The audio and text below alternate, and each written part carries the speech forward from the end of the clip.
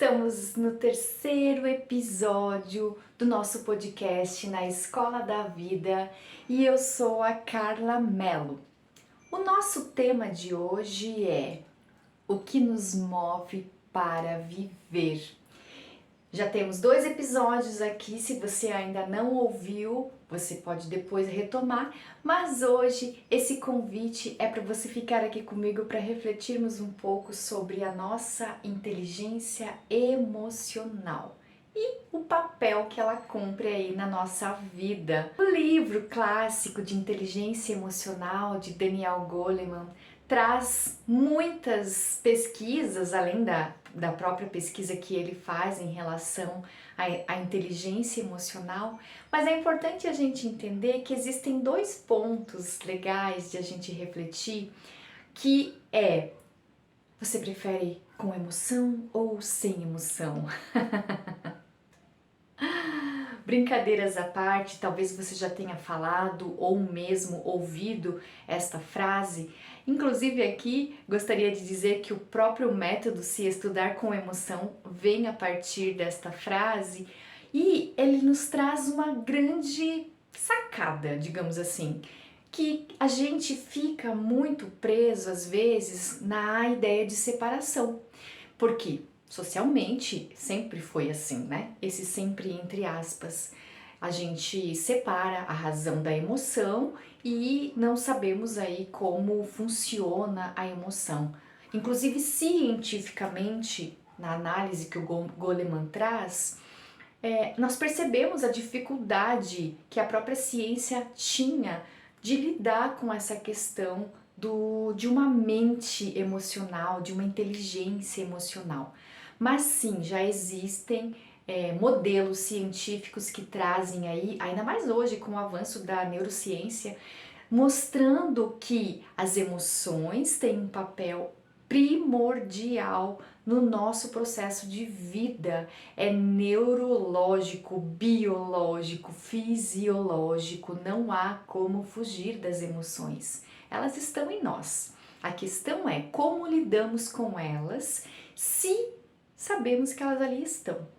Porque quando o Goleman traz, por exemplo, a ideia do sequestro emocional, e aí aqui é legal a gente pensar: você já teve um sequestro emocional? O que significa isso? Muitas vezes a nossa mente emocional ela é muito mais rápida do que a mente racional. A mente racional é a mente que pensa, a mente emocional é a mente que sente. Então muitas vezes a gente age pelo impulso. E aqui a gente pode até pensar na própria etimologia da palavra emoção, emovere, do latim ex para fora, movere, mover, mover para fora. É algo que vem das entranhas e a gente joga para fora. Mas é claro que isso tudo acontece de uma forma muito rápida. Então, de fato, as emoções estão sempre operando, digamos assim, nessa lógica mais do impulso. De um modo geral, quando o Goleman traz a mente racional e a mente emocional, elas operam mais ou menos em harmonia. Estou até me movimentando aqui. Por quê? Porque essa harmonia é algo que a gente almeja, mas o próprio Goleman diz que as emoções são o nosso radar para o perigo. E aí aqui nós temos a evolução do nosso cérebro e o papel importantíssimo que as emoções cumpriram para que a gente chegasse hoje como espécie, como seres humanos que somos, porque a emoção é muito mais rápida, ela tá ali acontecendo. Então às vezes você sente, né, e aí aqui a importância do nosso corpo, eu sinto um cheiro, já desperta ali uma emoção em mim. Uma comida estragada, uma fruta, imagina, né, os nossos ancestrais ali cheirando frutas e aquela fruta tá podre.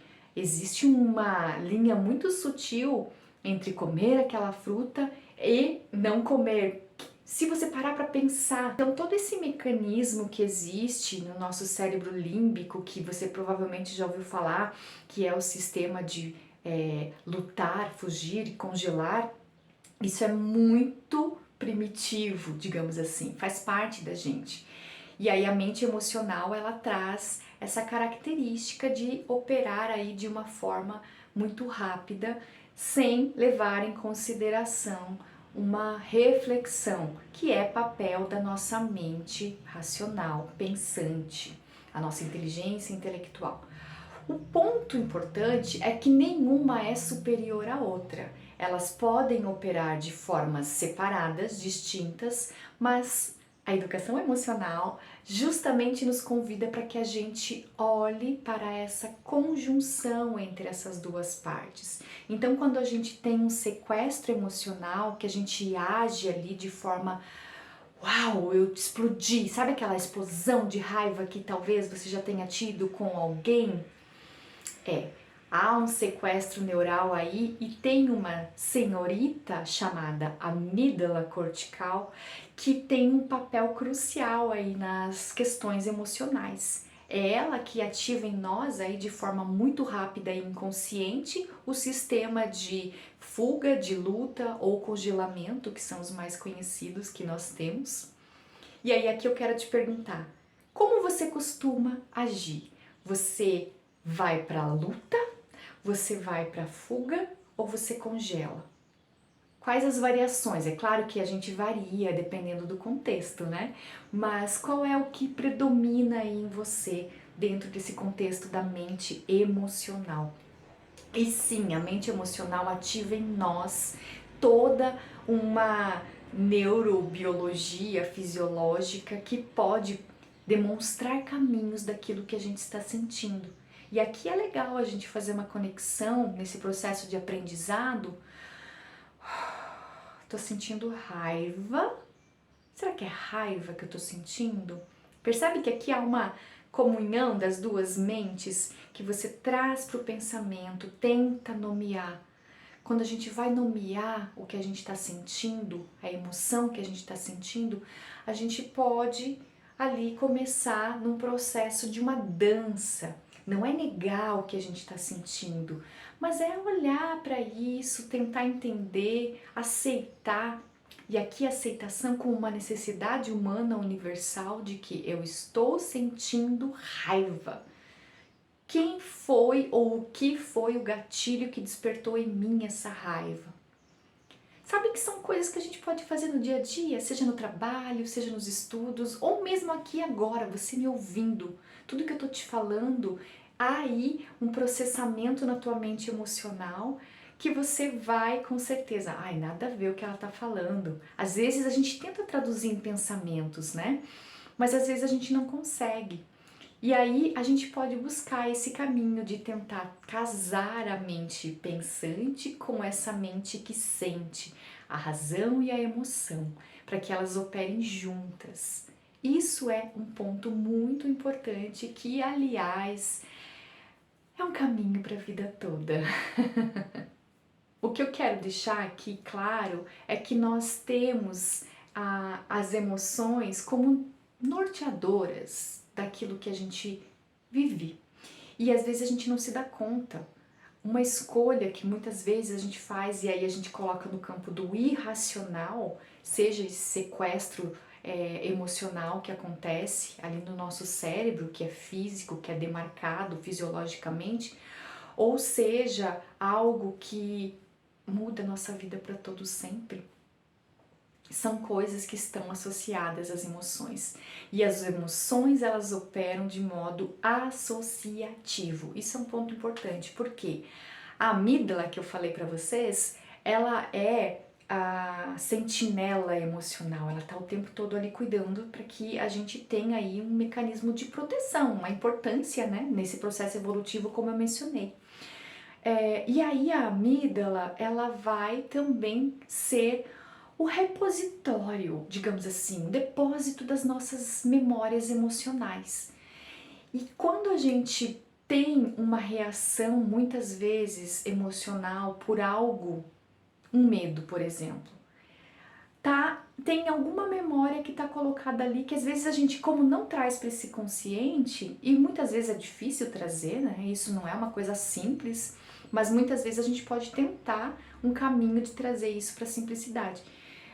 A gente tá ali sentindo algo que de uma memória que já passou. Por exemplo, quando você perde alguém que você ama, você processa, você tem um luto ali, você lembra daquela pessoa, você sente a tristeza agora.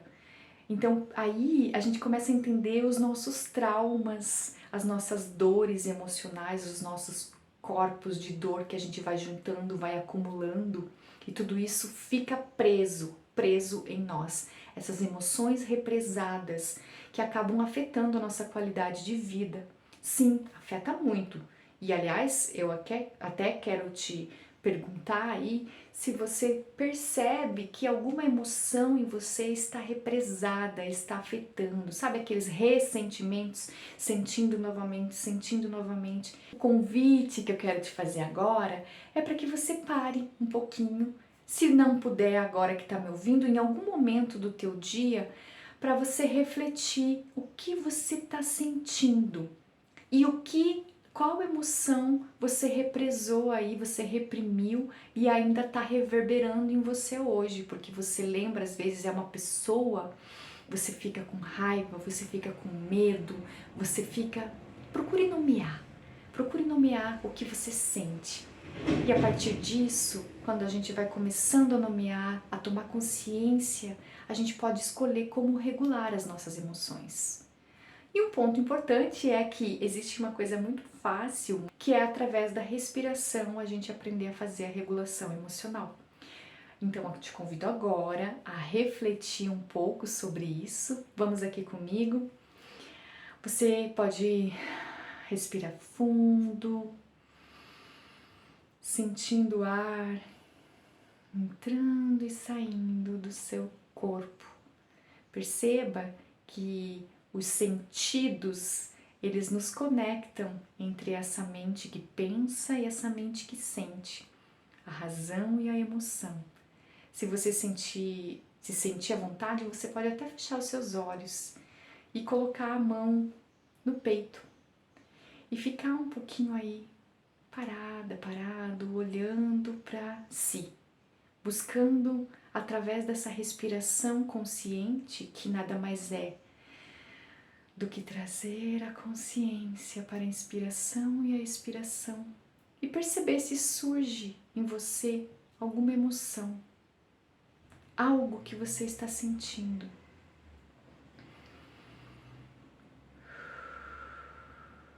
Pode ser um cansaço, pode ser uma raiva, tristeza talvez. Apenas olhe para aquilo que vem. E se não vier nada também, tudo bem. Apenas fique presente nesse momento, se conectando com a sua respiração por uns 2 ou 3 minutos. E se permita sentir. Sentir faz parte da vida. Nós estamos aqui para sentir e viver. Acolha a emoção que chega.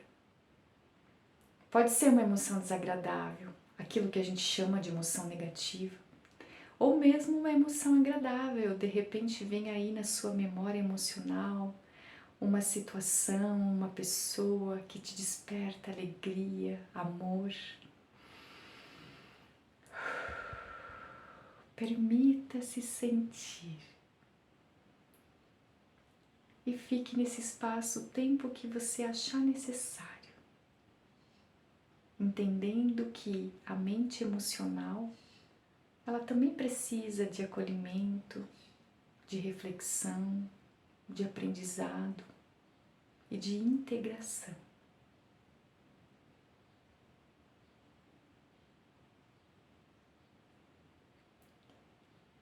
E após esse momento, caso você queira ir mais a fundo, investigue se há alguma emoção reprimida, represada em você. Aquela emoção recorrente que vai e volta. E a dica, se você quiser, é escrever sobre essa emoção. Quando a gente escreve, eu repito, e você vai me ouvir falando sobre isso várias vezes, a gente materializa e trazendo aqui para o físico, a gente consegue processar melhor. Veja que a mente pensante e racional e a mente que sente emocional são irmãs gêmeas. Elas estão aí atuando em nós o tempo todo, seja nesse sequestro emocional ou seja nessas pequenas emoções que passam despercebidas em nós.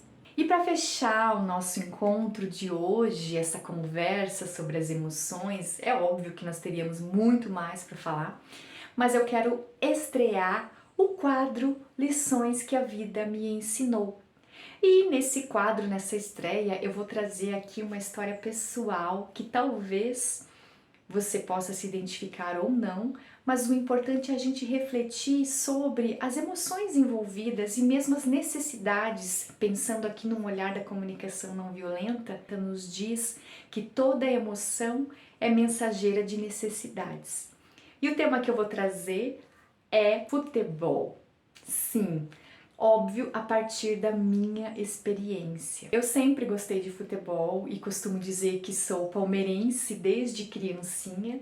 E nesse ano de 2025, quem acompanha futebol aqui no Brasil sabe que o Palmeiras nos últimos anos ganhou muitos títulos e este ano em específico acabou aí perdendo os títulos, ficando como vice em 3 campeonatos, no Campeonato Paulista, no Campeonato Brasileiro e na Copa Libertadores. E eu já tive muitas emoções extremas com o futebol.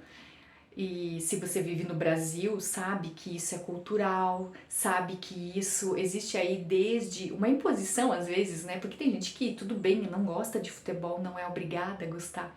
Mas eu aprendi muito ao longo da minha vida com o futebol. Eu fui do nível do fanatismo inconsciente para hoje estar nesse nível de ser uma pessoa mais zen, digamos assim, com essa maneira de lidar com ganhos e perdas. E aí aqui caberia uma reflexão, talvez até uma tese, sobre o quanto o paradigma que a gente vive, ele só valoriza quem ganha, não é verdade? O primeiro lugar. E o segundo lugar é esquecido. Ninguém lembra quem é o vice. Ninguém lembra quem é, não é verdade? Mas isso pode fazer a gente entender que às vezes a gente foca tanto naquele objetivo, naquela expectativa maior de ser o melhor, e para que a gente seja o melhor tem que ter alguém que não é tão melhor assim. E esse é o paradigma da dominação que a gente vive, que inclusive reproduz violências. E infelizmente o próprio futebol é aí um exemplo de muitas violências físicas, inclusive entre torcidas organizadas. Então o futebol me ensinou muito ao longo dos anos a lidar com as minhas emoções. Ele já foi sim uma válvula de escape para mim, numa época em que eu era emocionalmente analfabeta, não tinha nem noção e brigava com as pessoas por conta do futebol. E hoje eu procuro olhar para o futebol como essa forma de pertencimento, de comunidade, de diversão, de leveza, porque a gente pode trazer uma leveza para o futebol. Se eu fiquei triste que o Palmeiras não ganhou os títulos esse ano, por um lado sim, eu acolhi essa tristeza, mas por outro lado, juntando o meu cérebro pensante aqui, há que se ter uma realidade de que ganhar e perder é a lei do ritmo, faz parte da vida. Mas perder não significa que você é o pior, não precisa significar isso. Pode significar que você tem algo a se melhorar e que você tem aí uma jornada a ser valorizada, independentemente de ter ficado com o primeiro lugar ou não. Só que esse assunto é muito difícil, não é verdade? Porque, como eu disse, existe um paradigma que nos coloca dentro disso. Somos ou vencedores ou perdedores. E como já dizia o Walter Benjamin, a história é contada do ponto de vista dos vencedores. Mas o que eu aprendi é a acolher e tentar entender, e é algo que eu vou processando com o tempo, e toda vez que isso me chega, quando meu time ganha o primeiro lugar ou quando meu time não ganha o primeiro lugar, como eu lido com essas emoções? Frustração, sim, tristeza, sim, mas também uma sensação de alegria, porque se você está ali vivenciando, pertencendo a esse grupo, digamos, que é o futebol brasileiro, Você tem aí uma história que precisa ser valorizada, precisa ser reconhecida e, inclusive, precisa agradecer essa oportunidade de estar conversando, refletindo e sentindo tudo isso ao mesmo tempo. Se você não é palmeirense, não tem problema, você pode comentar aqui, podemos conversar de maneira saudável, porque eu fui do nível da doença, do fanatismo, onde eu brigava com as pessoas, para hoje esse momento de trocas e às vezes de umas brincadeiras entre pessoas, mas sempre lembrando que há uma humanidade a ser respeitada e uma emoção ou várias emoções a serem acolhidas aí nesse universo do futebol. Se você não curte futebol, você pode colocar isso para qualquer outro esporte ou, quem sabe, outro contexto da tua vida aí, onde você perceba as emoções vindo de forma avassaladora, como elas adoram acontecer na nossa vida. Comenta aqui comigo o que você achou dessa lição que a vida me ensinou e te encontro no nosso próximo episódio. Gratidão por estar comigo.